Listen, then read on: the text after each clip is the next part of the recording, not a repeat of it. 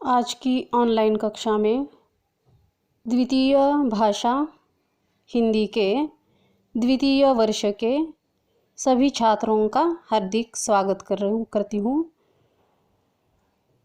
औरंगज़ेब की आखिरी रात इस एकांकी की पार्श्वभूमि हम देख रहे थे। हम देख चुके थे कि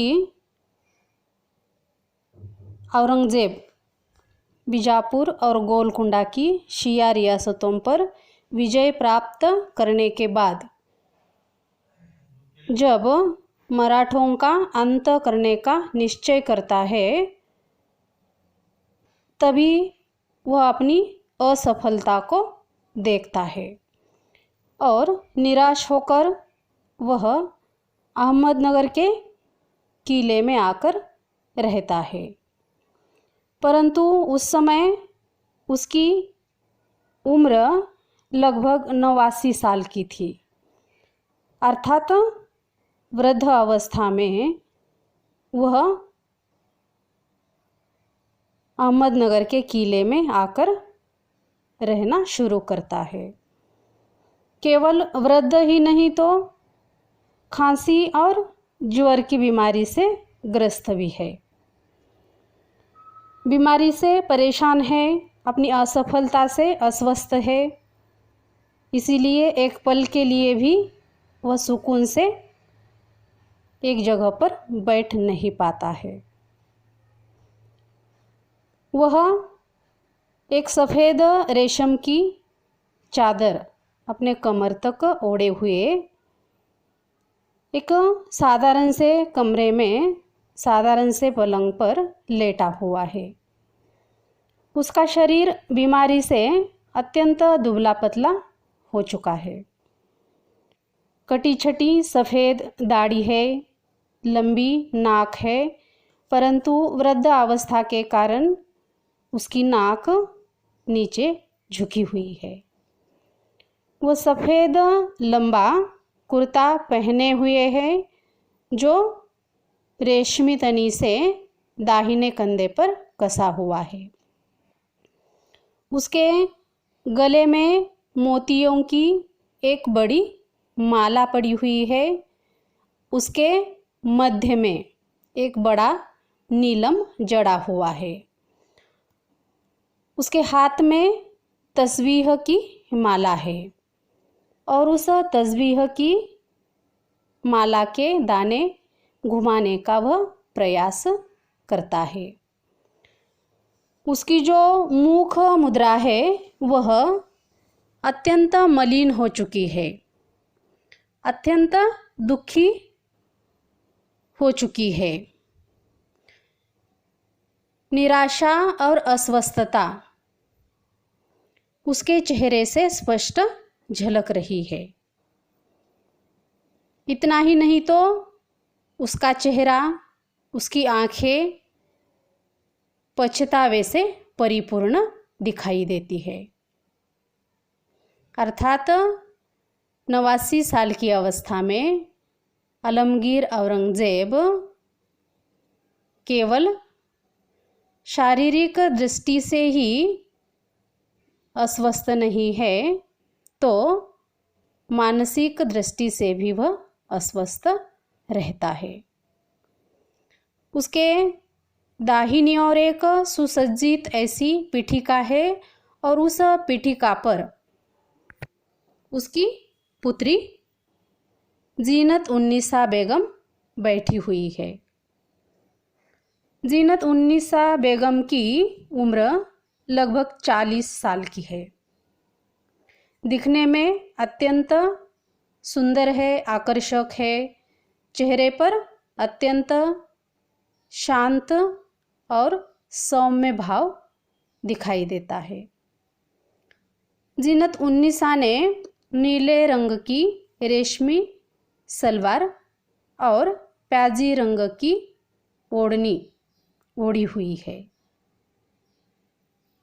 ऐसे सुंदर वस्त्रों में वह अपने पिताजी के पास बैठी हुई है। जीनत उन्निसा के गले में रत्नों की माला है और कमर में मोतियों की पट्टी कसी हुई है।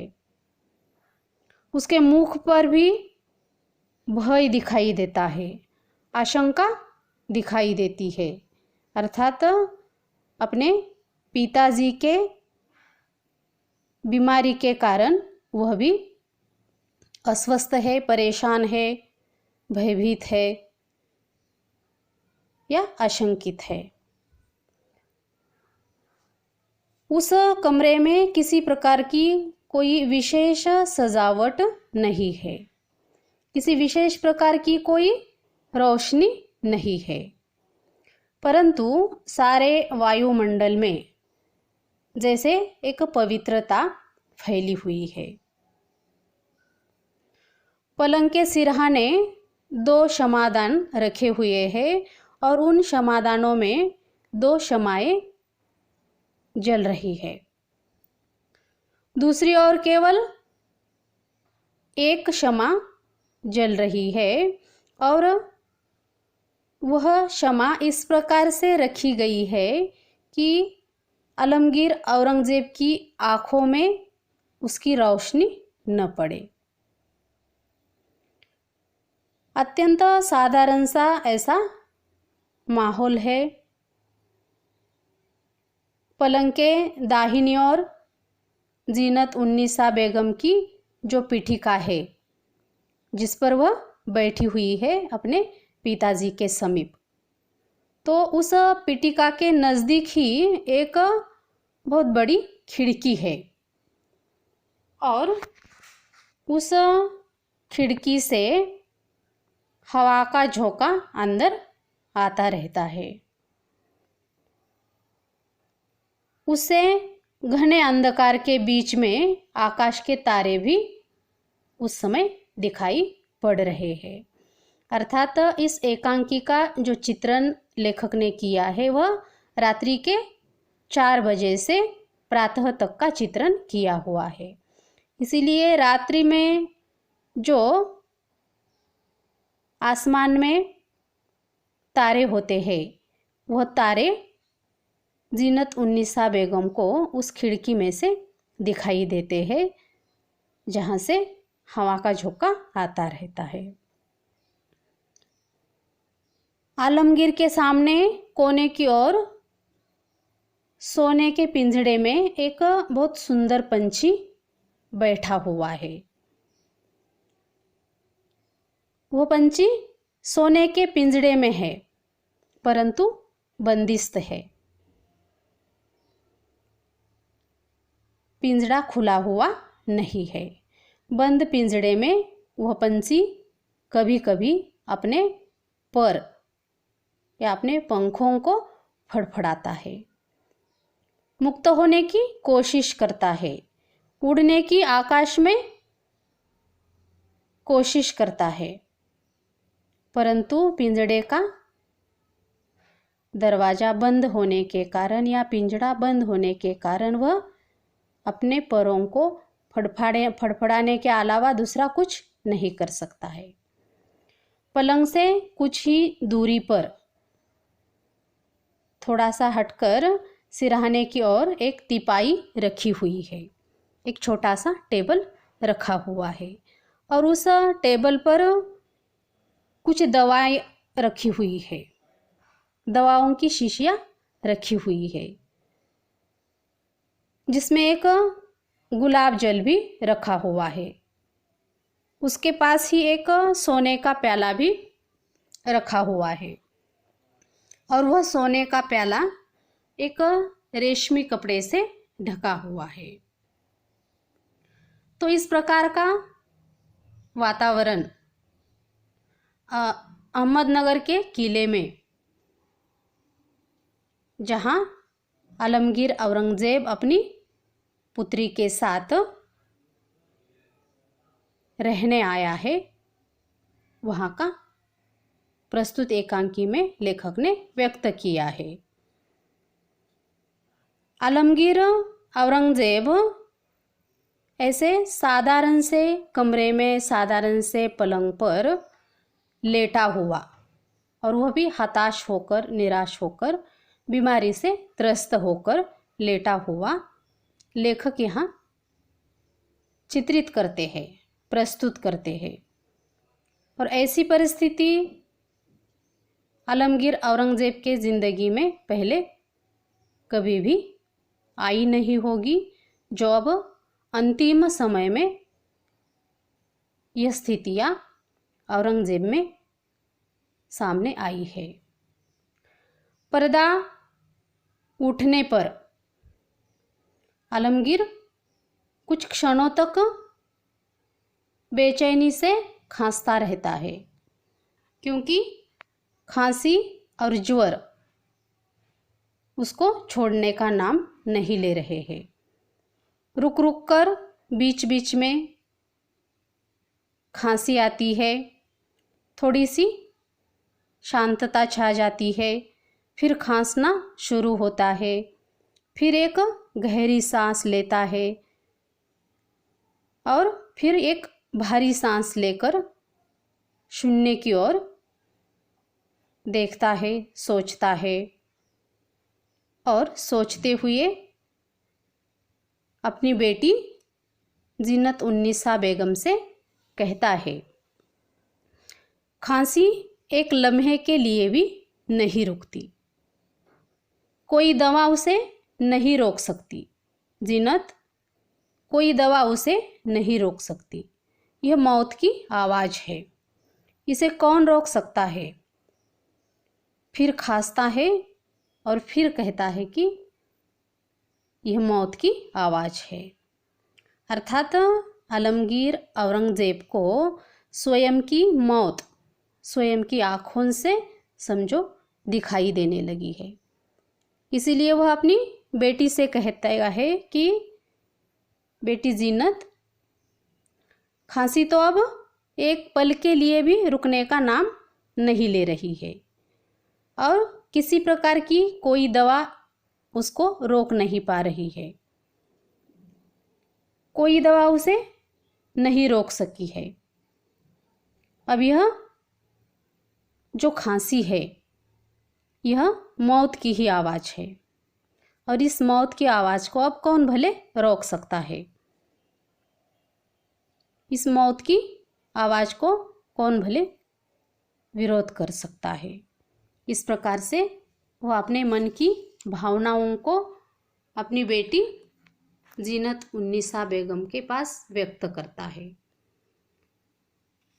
जीनत उन्निसा बेगम अपने पिताजी का धैर्य बढ़ाती है, अपने पिताजी की हिम्मत बढ़ाते हुए, अपने पिताजी को हिम्मत दिलाते हुए कहती है, बड़े धैर्य के स्वर में कहती है, नहीं जहाँपनाह, आपकी खांसी बहुत जल्द अच्छी हो जाएगी।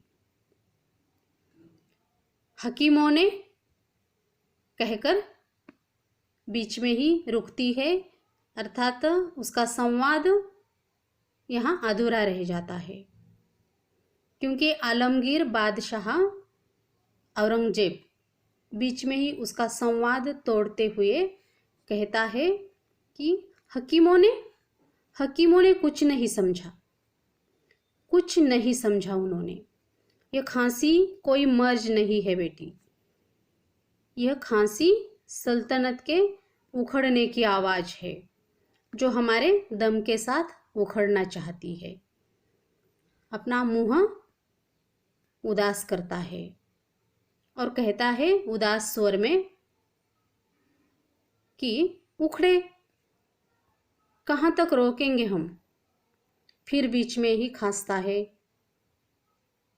फिर कहता है, कितने बलवाइयों को नेस्तनाबूद किया, कितने गदर रोके, लेकिन यह खांसी नहीं रुकती।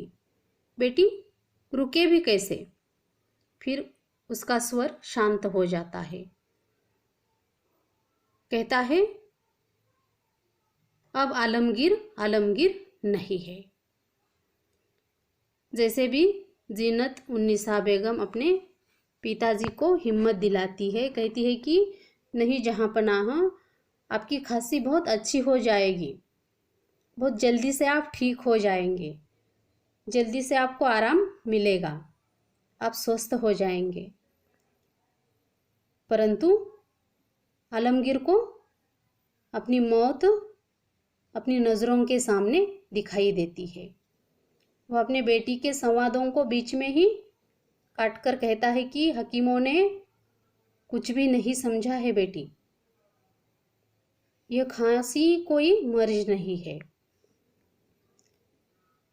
बल्कि यह खांसी सल्तनत के उखड़ने की आवाज़ है, जो हमारे दम के साथ ही उखड़ना चाहती है। फिर अपना मुंह उदास करके कहता है कि कहाँ तक हम भी इसे रोकेंगे, हम तो अपनी खांसी को, अपनी बीमारी को रोकने का बहुत प्रयास कर रहे हैं, परंतु अब ये खांसी, ये बीमारी रुकने का नाम नहीं ले रही है। न जाने कितने बलवाइयों को हमने नेस्तनाबूद किया है, कितने गदर रोके हैं, लेकिन अब यह खांसी को हम नहीं रोक पा रहे हैं बेटी। अब यह खांसी रुकेगी भी कैसे, क्योंकि अब पहले जैसा आलमगीर नहीं रहा है, वृद्ध हो चुका है, शारीरिक दृष्टि से, मानसिक दृष्टि से वह अब थक चुका है, बीमारी से त्रस्त हो चुका है, असफलता से परेशान हो चुका है। दक्षिण के लड़ाइयों में अनेक बार उसको पराजय स्वीकारनी पड़ी है, इसीलिए वह निराश हो जाता है, उदास हो जाता है और